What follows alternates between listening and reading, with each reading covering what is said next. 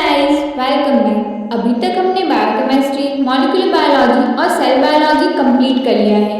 लेकिन एक क्वेश्चन है, अगर बॉडी के हर सेल के पास सेम डीएनए है तो न्यूरॉन सिर्फ नर्व इंपल्स ही क्यों कंडक्ट करते हैं? मसल सेल कॉन्ट्रैक्शन ही क्यों करती है?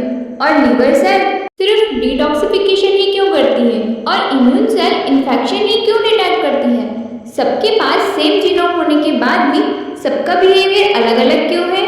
इसका आंसर है सेल सिग्नलिंग। सेल सिर्फ जीन्स की वजह से काम नहीं करती, सेल कंटिन्यूसली अपने इन्वायरमेंट और नेबरिंग सेल से बात करती रहती है। इसी कम्युनिकेशन को बोला गया है सेल सिग्नलिंग। जैसे ही सेल बायोलॉजी सेल का हार्डवेयर है, वैसे ही सेल सिग्नलिंग उसका सॉफ्टवेयर है। तो चलिए अब इसे डिटेल में समझते हैं।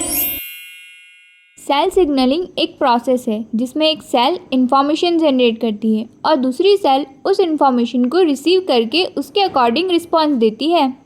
सिंपली सेल सिग्नलिंग कम्युनिकेशन है between the cells that produce a specific biological response. हर सेकेंड हमारी बॉडी में बिलियंस ऑफ सिग्नलिंग इवेंट्स होते हैं और बिना सिग्नलिंग के बॉडी कुछ ही मिनट्स में फेल हो जाएगी। सोचो, अगर तुम्हारी बॉडी के हर सेल इंडिपेंडेंटली काम करे, हार्ट को पता ही ना हो कि लंग्स ऑक्सीजन भेज रहे हैं या नहीं, पैनक्रियाज को अगर पता ही नहीं रहेगा कि ब्लड ग्लूकोज बढ़ गया है और इम्यून सेल इन्फेक्शन को डिटेक्ट ही ना कर पाए, तो बॉडी सर्वाइव ही नहीं करेगी। इसलिए कम्युनिकेशन ही लाइफ की बेसिक रिक्वायरमेंट है। जैसे खाना खाने के बाद में ब्लड ग्लूकोज बढ़ता है और पैनक्रियाज इस चेंज को डिटेक्ट कर लेता है, इंसुलिन रिलीज होता है और इंसुलिन लीवर, मसल और एडिपोज टिश्यू को सिग्नल देता है कि ये सेल ग्लूकोज का अपटेक करें, जिससे कि ब्लड ग्लूकोज नॉर्मल हो जाता है। ये पूरा प्रोसेस सेल सिग्नलिंग का एक बेस्ट एग्जांपल है। हर सिग्नलिंग पाथवे में जनरली 5 कंपोनेंट्स होते हैं। पहला, सिग्नलिंग सेल। ये सिग्नल भेजने वाली सेल होती है। For example pancreatic beta cell insulin release करती है। दूसरा, लिगैंड। सिग्नल कैरिंग मॉलिक्यूल इन्हें ही कहते हैं। लिगैंड हार्मोन हो सकता है या ग्रोथ फैक्टर या फिर न्यूरोट्रांसमीटर या कोई cytokine, which means ligand is any molecule that specifically binds to a receptor. Third is receptor, signal receive करने वाला मॉलिक्यूल। ये एक प्रोटीन होता है जो ligand को स्पेसिफिकली रिकॉग्नाइज करता है। हर रिसेप्टर हर ligand को बाइंड नहीं करता, इसी वजह से इंसुलिन सिर्फ इंसुलिन रिसेप्टर से ही बाइंड करता है और एड्रेनलिन इंसुलिन रिसेप्टर से बाइंड नहीं कर पाता। Next is target cell. हर सेल सिग्नल रिसीव नहीं करती, सिर्फ वही सेल रिस्पॉन्ड देगी जिसके पास उस लिगैंड का रिसेप्टर होगा। हार्मोन पूरी बॉडी में सर्कुलेट कर सकता है, लेकिन रिस्पॉन्स सिर्फ रिसेप्टर कंटेनिंग सेल ही देंगी।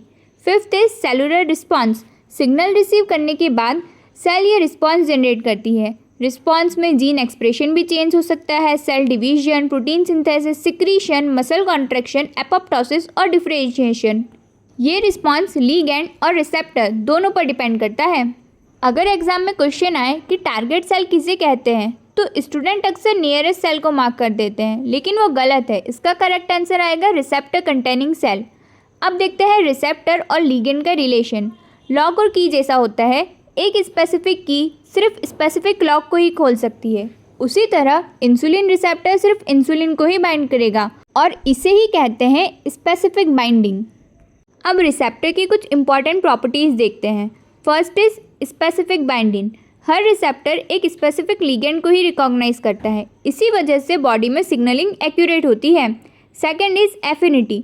एफिनिटी का मतलब है लिगैंड और रिसेप्टर एक दूसरे को इतनी स्ट्रांगली बाइंड करते हैं, अगर हाई एफिनिटी हुई तो स्ट्रांग बाइंडिंग और लो एफिनिटी में वीक बाइंडिंग। अब स्पेसिफिसिटी और एफिनिटी सेम नहीं होती, लेकिन यही स्टूडेंट्स कंफ्यूज होते हैं। स्पेसिफिसिटी किस लिगैंड को पहचानता है इसे कहते हैं, और एफिनिटी ये बताता है कि कितनी स्ट्रांगली बाइंड करा गया है। Third is saturation.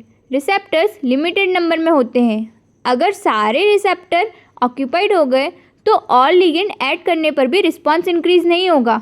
इसी फिनोमिना को बोलते हैं सैचुरेशन। Next is competition.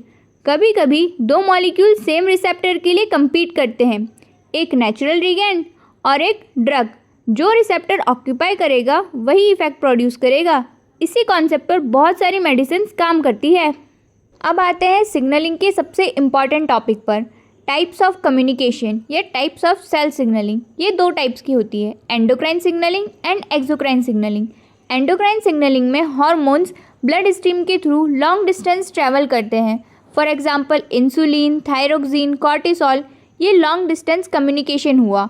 और एंडोक्राइन एक्सप्रेस हाईवे की तरह बोल सकते हैं, सिग्नल ब्लड के थ्रू पूरी बॉडी में ट्रैवल करता है। Next is paracrine signalling. Signal blood stream में नहीं जाता, ये नियर बाई सेल्स को अफेक्ट करता है। For example growth factors, inflammatory cytokines, ये शॉर्ट डिस्टेंस कम्युनिकेशन करते हैं। And next is autocrine signalling. ये सबसे इंटरेस्टिंग है क्योंकि यहाँ सेल खुद सिग्नल रिलीज करती है और खुद ही उस सिग्नल का रिस्पॉन्स देती है, यानी सेल खुद से ही बात कर रही होती है। कैंसर सेल्स में ऑटोक्राइन सिग्नलिंग बहुत कॉमन होती है। Next is juxtacrine signalling. यहाँ सिग्नल डिफ्यूज़ भी नहीं करता, ब्लड में भी नहीं जाता, दो सेल्स का डायरेक्ट कांटेक्ट बहुत ज़रूरी है। फॉर एग्जांपल नॉच सिग्नलिंग, ये डेवलपमेंटल बायोलॉजी के लिए बहुत इंपॉर्टेंट है। Next is synaptic signalling. यहाँ न्यूरॉन इलेक्ट्रिकल इम्पल्स भेजता है, सिनेप्स पर न्यूरोट्रांसमीटर रिलीज होता है और सिग्नल मिली सेकेंड्स में ट्रांसफ़र हो जाता है। ये सबसे फास्टेस्ट सिग्नलिंग मैकेनिज्म है। अब सवाल आता है कि क्या हर लिगेंड सेल के अंदर जाकर रिसेप्टर पर बाइंड करेगा? तो बिल्कुल नहीं, ये लिगेंड के नेचर पर डिपेंड करता है। अगर हाइड्रोफिलिक लिगेंड हुआ यानी वाटर सॉल्यूबल, तो ये मेम्ब्रेन को क्रॉस नहीं कर सकता, इसलिए इनके रिसेप्टर प्लाज्मा मेम्ब्रेन पर ही होते हैं। For example peptide hormone, insulin and growth factors. और अगर हाइड्रोफोबिक लिगेंड हुआ जो कि लिपिड सॉल्यूबल होते हैं, तो इनके लिगेंड इजीली मेम्ब्रेन को क्रॉस कर लेते हैं। इनके रिसेप्टर न्यूक्लियस या साइटोप्लाज्म में होते हैं। For example steroid hormones and thyroid hormone. अब देखते हैं कि सिग्नल ट्रांसडक्शन कैसे होता है। सबसे पहले लिगेंड बाइंड हुआ, अब मैसेज सेल के अंदर कैसे जाएगा, इसी प्रोसेस को बोला है सिग्नल ट्रांसडक्शन, यानी एक्सटर्नल सिग्नल को इंट्रासेलुलर रिस्पॉन्स में कन्वर्ट करना। बॉडी कभी भी एनर्जी को वेस्ट नहीं करती है। एक हार्मोन मॉलिक्यूल हंड्रेड्स या थाउजेंड्स ऑफ मॉलिक्यूल्स को एक्टिवेट कर सकता है, इसी को कहते हैं सिग्नल एम्प्लीफिकेशन। सिग्नल हमेशा ऑन नहीं रह सकता, काम कंप्लीट होते ही सिग्नल बंद होना चाहिए, ये भी इक्वली इम्पॉर्टेंट है। अगर सिग्नल टर्मिनेट ना हो तो डिसीज़ डेवलप हो सकती है और कैंसर इसी प्रिंसिपल पर काम करता है। अब स्टार्ट करते हैं GPCR। GPCR का फुल फॉर्म है जी प्रोटीन कपल्ड रिसेप्टर। ये प्लाज्मा मेम्ब्रेन पर प्रेजेंट रिसेप्टर फैमिली है और सबसे इंटरेस्टिंग बात यह है कि ह्यूमन जीनोम में 800 से भी ज़्यादा GPCR जीन आइडेंटिफाई किए गए हैं। ये बॉडी की सबसे बड़ी रिसेप्टर फैमिली है। हमारी बॉडी के बहुत सारे सिग्नल्स GPCR के थ्रू ही काम करते हैं। For example adrenaline, glucagon, histamine, serotonin, dopamine, light receptors and chemokines. इसलिए GPCR को सिग्नलिंग का यूनिवर्सल कम्युनिकेशन रिसेप्टर भी बोला जाता है। अब इसका स्ट्रक्चर समझते हैं। GPCR का सबसे फेमस फीचर है उसका 7 ट्रांसमेम्ब्रेन अल्फा हेलिक्स, यानी रिसेप्टर प्लाज्मा मेम्ब्रेन को 7 बार क्रॉस करता है। इसी वजह से GPCR को कभी कभी 7 पास रिसेप्टर भी बोला जाता है। इसके स्ट्रक्चर में एन टर्मिनल पर एक्स्ट्रा सेलुलर, 7 transmembrane helices and C terminal पर साइटोप्लाज्मिक साइट होती है। लेकिन GPCR अकेले सिग्नल ट्रांसमिट नहीं करता, ये एक प्रोटीन के साथ कपल्ड होता है जिसे कहते हैं हेट्रोट्राइमेरिक G प्रोटीन। हेट्रोट्राइमेरिक का मतलब है 3 डिफरेंट सब units alpha, beta and gamma. ये तीनों मिलकर इनएक्टिव कॉम्प्लेक्स बनाती है।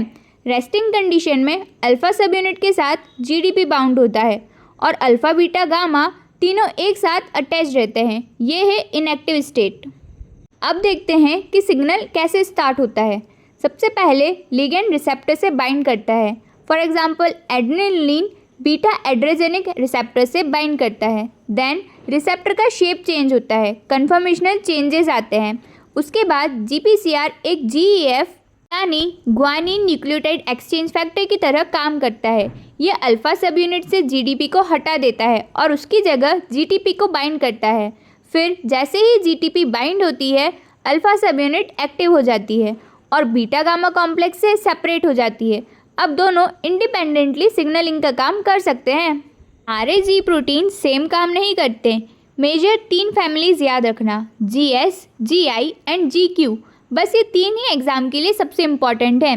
GS प्रोटीन, यहाँ S का मतलब है स्टिम्युलेटरी। GS एक्टिवेट करता है एडिनोलाइज साइक्लेस को।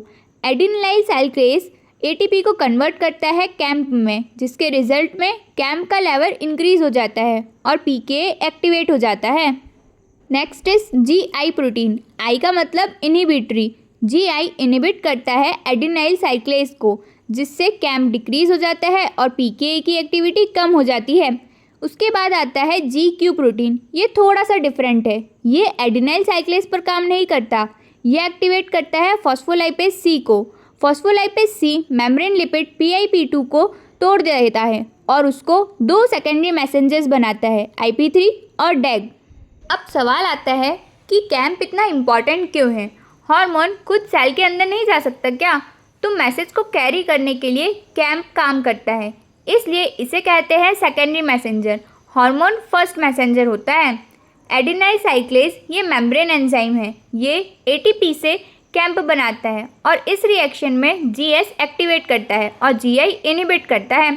कैम्प का मेन टारगेट है PKA, protein kinase A। PKA inactive state में रेगुलेटरी और कैटालिटिक सबयूनिट के साथ होता है। जब कैम्प बाइंड करता है तो कैटालिटिक सबयूनिट फ्री हो जाती है और PKA एक्टिवेट हो जाता है। PKA प्रोटीन्स को फॉस्फोराइलेट करता है और फॉस्फोराइलेशन के बाद एंजाइम एक्टिव हो सकते हैं, इनहिबिट हो सकते हैं या जीन एक्सप्रेशन चेंज हो सकता है, जिससे कि मेटाबॉलिज्म अल्टर हो जाता है। याद रखना, फॉस्फोराइलेशन से हमेशा एक्टिवेशन नहीं होता, कभी एक्टिवेशन होता है और कभी कभी इनहिबिशन। ये डिपेंड करता है टारगेट प्रोटीन पर। एक एड्रेनलिन मॉलिक्यूल एक GPCR को एक्टिवेट करता है, फिर एक GPCR कई G प्रोटीन्स को एक्टिवेट करता है। हर G प्रोटीन कई एडिनिलाइल साइक्लेज को मॉलिक्यूल्स को एक्टिवेट करता है और हर एंजाइम हज़ारों कैम्प मॉलिक्यूल्स बनाता है। हर कैम्प PKA को एक्टिवेट करता है और हर PKA कई प्रोटीन्स को फॉस्फोराइलेट करती है। इसे ही बोला जाता है सिग्नल एम्प्लीफिकेशन, यानी एक सिग्नल और हज़ारों रिस्पॉन्स। सिग्नल को बंद करने के लिए 3 मेजर मैकेनिज्म होते हैं। पहला, GTP हाइड्रोलिसिस। अल्फा सब यूनिट के पास इंट्रिंसिक GTPase एक्टिविटी होती है। ये GTP को GTP में कन्वर्ट कर देती है और प्रोटीन इनएक्टिव हो जाता है। दूसरा, फॉस्फोडाइस्ट्रेस। PDE कैम्प को तोड़कर 5' AMP बना देता है, जिससे PKA इनएक्टिव हो जाता है। Third is receptor desensitisation. Repeated stimulation पर रिसेप्टर की सेंसिटिविटी कम हो जाती है।